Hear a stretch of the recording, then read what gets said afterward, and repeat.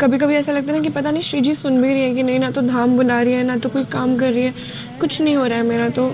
तो उस टाइम पर सिर्फ आचार्य चरण के चरण पकड़ लो, क्योंकि हितजू से करुणामयी और कोई नहीं। अगर आप कोई दूसरे संप्रदाय से भी अपने आचार्य के चरण पकड़ लो।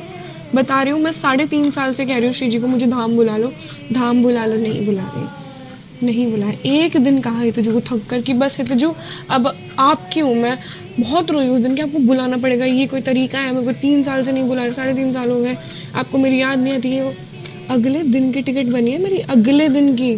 सोच रहे हो, अकेले जाने को पेरेंट्स रेडी नहीं थे, अचानक से कहाँ से भेज दिया, समझ रहे हो।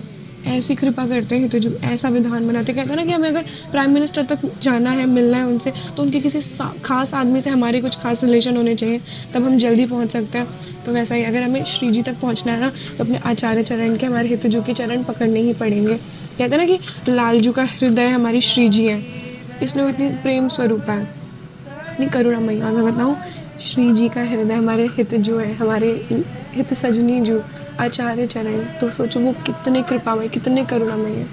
बस उनके चरण पकड़ लो और वहाँ पर ख़त्म है सब, वहाँ पर और कोई रास्ता नहीं, दूसरा रास्ता, मतलब कोई दूसरा रास्ता सोचे भी नहीं सोच सकते भाई, वही है सब, सब वहाँ ख़त्म है। उनके बाद तो प्रियालाल की भी इच्छा नहीं होती कि उनसे भी मिलो, क्योंकि हितजू ही सब कुछ है।